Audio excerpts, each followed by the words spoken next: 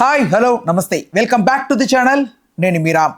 Devil అనే చిత్రం కళ్యాణ్ రామ్ గారు చేసిన సంగతి మీ అందరికీ తెలిసిందే. అయితే ఈ సినిమాకి సంబంధించి ఒక ఇంటర్వ్యూలో భాగంగా కళ్యాణ్ రామ్ గారు మాట్లాడుతూ మీ ఓటు ఎవరికి అని అడగగా ఆయన మా ఓటు ఏంటి అని నా తమ్ముడితో చర్చించాకే మాట్లాడతానని చెప్పారు ఆయన. అయితే అప్పుడు అది బాగా ట్రెండింగ్ అయ్యి ఆ సినిమాకే డ్యామేజ్ అయ్యేంత క్రియేట్ అయిందని ఒక వర్గం మాట్లాడుతున్నటువంటి మాట. అయితే ప్రజెంట్ ఆయన చేస్తున్నటువంటి చిత్రం సన్ ఆఫ్ వైజయంతి, ఈ చిత్రానికి సంబంధించి ప్రమోషన్లో భాగంగా మొన్న నరసరావుపేట వెళ్ళిన కళ్యాణ్ రాము అక్కడ ఫ్యాన్స్ మీట్ జరిపిన తర్వాత ఆయన రోడ్ షో చేయడం జరిగింది. ఈ road show roof top open చేసి అందరికీ హాయ్ చెప్తుండగా ఒక టీడీపీ ఎవరైతే కార్యకర్త ఉంటారో అతను జెండా పట్టుకొని కనపడడం జరిగింది.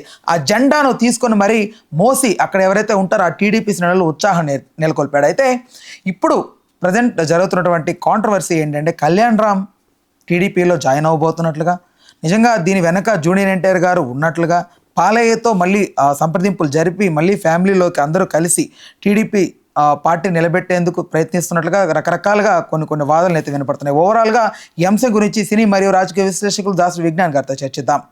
అన్న నమస్తే. నమస్తే. రైట్, విన్నారు కదా సో మ్యాటర్ అంతా ఏంటి, దీని మీద మీ అభిప్రాయం? కళ్యాణ్ రాము ఫస్ట్ డెవిల్ సినిమా ఫ్లాప్ అవడానికి కారణం కళ్యాణ్ రామే. అప్పుడు ఏదో చేసిన వ్యాఖ్యలు అన్నారు. ఆ టైంలో తను అడిగింది ఏంటంటే మీ ఓటు ఎవరికి, మా తమ్ముడిని కన్సల్ట్ చేసి చెప్తాలేండి మీకు అని ఒక మాట అన్నాడు. దాని అర్థం ఫస్ట్ నువ్వు వేసిన క్వశ్చనే రాంగ్ అని. బికాజ్ వాళ్ళంతా బ్లడ్ అండ్ స్వెట్ టీడీపీలోనే, అంటే ఎప్పటి నుంచో వాళ్ళ వంశం అంతా అక్కడే ఉంది. నువ్వు సడన్గా వచ్చి ఇప్పుడు ప్రియాంక గాంధీ దగ్గరికి వెళ్ళి నీ ఓటు ఎవరికి అని అడిగితే ఎలా ఉంటుంది, ఎంత ఫూలిష్గా ఉంటుంది. వాళ్ళు ఏడ్చిన క్వశ్చన్ కూడా అలాంటిది. అందుకు దానికి సంబంధించి ఆన్సర్ కూడా అలా చెప్పాడు. ఆయన చెప్పింది కాంట్రవర్సీ కాదు, వీళ్ళు అర్థం చేసుకున్న విషయం కాంట్రవర్సీ. బట్ ఆయన టైంలో చెప్పుండొచ్చు కదా, ఏంటంటే మా తాతగారి పెట్టి అలాగే చెప్పాలని ఎందుకు ఉండాలి రూల్? నిన్ను ఎవడకుండా నువ్వు ఏది అడిగితే దానికి నీకు అటెన్షన్ ఇవ్వాలా? ఇలాగే చెప్పాలని రూల్ ఏమైనా? ఇప్పుడు కళ్యాణ్ రామ్ గారు మా తాతగారు పెట్టిన పార్టీ ఉంది కదండి, ఇంకెవరికి వేస్తామండి, మా పార్టీ మాదే కదండి, మందే కదండి అని మాట్లాడి ఉండొచ్చు కదా అనేది వాళ్ళ వాదన. అలాంటి అన్నప్పుడు నువ్వు ఎందుకు అడగాలి ఆ క్వశ్చన్? ఫస్ట్ ఆఫ్ ఆల్ నీ ఓటు ఎవరికని, నీ ఉద్దేశం ఏంటి, ఎందుకు అలా అడిగావు? వాళ్ళ తాతగారు పెట్టిన పార్టీ ఉందన్న విషయం తెలియకుండా అడిగావా? అసలు కళ్యాణం ఎవరో తెలియకుండా అడిగావా? నీకు ఉండాలిరా కామన్ సెన్స్ అనే ఆన్సర్ అది. మా తమ్ముడిని అడిగి చెప్తామనేది కరెక్ట్ గానే ఇచ్చాడు. వీడికి అది అర్థం కాక దాన్ని కూడా వక్రీకరించి అలా రాసుకున్నాడు. అండ్ డెవిల్ అనే సినిమా హిట్ అవ్వడానికైనా ఫ్లాప్ అవ్వడానికైనా జనాలు కారణం కాదు. అంటే ఐ మీన్ కావాలని ఫ్లాప్ చేసే వాళ్ళు చేశారనో, కావాలని హిట్ చేద్దామని చేసిన వాళ్ళో కాదు. సినిమాలో కంటెంట్ జనాలకి రీచ్ అవ్వకపోతే ఏ సినిమా అయినా సరే ఫ్లాప్ అయిపోద్ది, అంతే.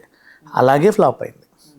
అండ్ నెక్స్ట్, ఒక సినిమాని హిట్ చేసే సత్తా కానీ ఫ్లాప్ చేసే సత్తా కానీ ఎవ్వడికి లేదు. ఫ్యాన్కి లేదు, నార్మల్ ఆడియన్స్కి లేదు, ఎవరికి లేదు. సినిమాలో కంటెంట్ ఉంటే నువ్వు ఫ్లాప్ చేద్దామన్నా అది ఆడుద్ది, కంటెంట్ లేకపోతే నువ్వు హిట్ చేద్దామన్నా అది ఫ్లాప్ అయింది. ఎవరికీ లేదు. అదే ఇప్పుడు ఊరికే సోషల్ మీడియాలో అరే ఈ సినిమాని ఫ్లాప్ చేద్దాం రా అని కలుపుకు ఇట్లా కళ్ళగట్టుకొని చాలామంది వస్తూ ఉంటారు. వాళ్ళంతా ఆఫ్టర్ ఆల్ వాడికి తెలియట్లా అసలు matter.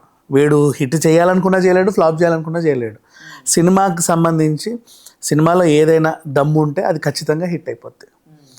Next son of Vyjayanthi అలా వచ్చేటప్పుడు సన్ ఆఫ్ వైజయంతి పక్కన పెట్టేస్తే వచ్చిన జనాలు ఏంటంటే జెండా మీద బాలయ్య, ఎన్టీఆర్, కళ్యాణ్ రామ్ ఫోటో వేసి తెచ్చారు. ఆయనకు అది నచ్చి ఊపాడు. వాళ్ళు తెచ్చింది ఎందుకు అన్నా, చూడు నీ మీద అభిమానంతో మేము ఏం తెచ్చాము, థ్యాంక్స్ ఫర్ యువర్ అభిమానం అని చెప్పి ఎత్తాడు. మళ్ళీ దీనికి ఈయన టీడీపీలో చేరబోతున్నాడు, ఇంకేదో చేయబోతున్నాడా, ఇవన్నీ క్వశ్చన్స్ వేయకూడదు. అక్కడికి వచ్చిన మనుషుల్ని ఉత్సాహపరచడానికి తను చేసినటువంటి కంటెంట్. అంటే జస్ట్ ఫర్ ఇది, అంటే వాళ్ళని చల్లార్చడానికి ఎవరైతే చల్లార్చారో కాదమ్మా, నా కోసం వచ్చిన మనుషుల్ని ఎంటర్టైన్ చేయడానికి, నా కోసం వచ్చిన మనుషుల్ని రిసీవ్ చేసుకోవడమే విధానం అనమాట. ఇప్పుడు నువ్వు ఒక బొకే ఇస్తే ఆ బొకే నేను తీసుకుంటే నేను రిసీవ్ చేసుకున్నట్టు. నువ్వు ఒక జెండా తెచ్చావు, జెండా తీసుకొని ఇలా అంటే నువ్వు కాస్త ఆనందపడతావు. ఇంకేం కావాలి? That's all. వచ్చిన జనాల్ని హ్యాపీ ఫీల్ చేసాడు. దానికి మళ్ళీ ఇంకేమీ రాయాల్సిన అవసరం లేదు. దానికి ఆయన మనసులో ఏముందో లేదో వాళ్ళ ఇష్టం వాళ్ళు చెప్పుకుంటారు. అండ్ మళ్ళీ టీడీపీని మళ్ళీ నిలబెట్టడానికి అన్నావు. అదే మళ్ళీ నిలబెట్టడానికి టీడీపీ ఎప్పుడు పడిపోలే అన్నాడు. పడిపోతుందని కాదు పాయింట్. ఇక ఎవడైతే నారా వర్సెస్ నందమూరి ఉందో, ఈ నందమూరి స్టాండ్ తీసుకోవడానికే కళ్యాణ్ రామ్ కానీ ఎన్టీఆర్ కానీ బాలయ్య కానీ మళ్ళీ కలవబోతున్నారు పార్టీని మళ్ళీ ఇట్లా నారా నుంచి నందమూరికి పట్టు. కలవడానికి మనుషులు వచ్చారు. నువ్వు శాలువా కప్పితే శాలువా కప్పించుకుంటారు, జెండా ఇస్తే జెండా పట్టుకున్నాడు. సరే ఇంకోటి ఆడ పట్టుకోకపోయినా కూడా మళ్ళీ ఇది ఒకటి తలకాయ నొప్పి. ఇవ్వనిచ్చినా కూడా వద్దొద్దన్నా కూడా అదొక మళ్ళీ పట్టుకోకపోయినా కూడా నేను పాజిటివ్గానే చెప్తా. ఎందుకంటే ఆ జెండా అలా పట్టుకొని అక్కడ ఊపొచ్చో ఊపరాదో వాళ్ళు పర్మిషన్ తీసుకున్నారో తెలియదు రోడ్ షోకి. అలా రోడ్ షో పర్మిషన్ లేదనే కదా రీసెంట్లీ అల్లు అర్జున్ అరెస్ట్ చేశారు. నేను వస్తున్నాను కరెక్టే, నన్ను చూడడానికి మీరందరూ ఎగబడ్డారు.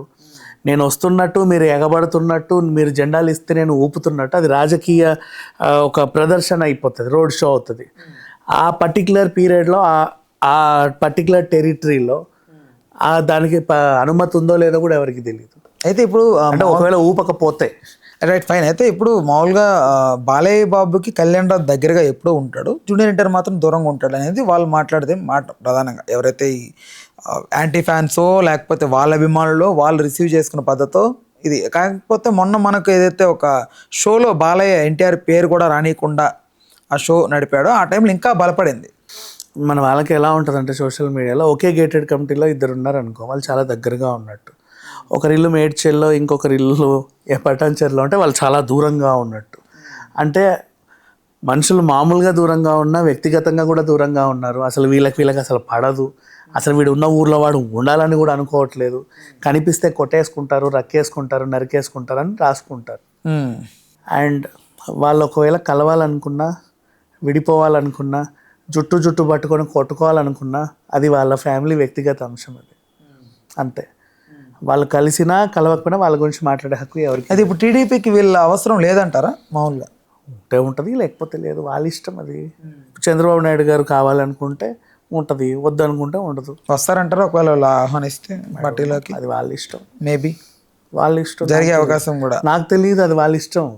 పిలిస్తే వస్తారో లేదో నాకైతే చెప్పాలా, వీళ్ళు చెప్పాలా వాళ్ళు చెప్పాలా. చెప్పారని కాదు, అనాలిసిస్ చేస్తే నాకు వాళ్ళ మీద అనాలిసిస్ చేసే అవసరం కూడా లేదు.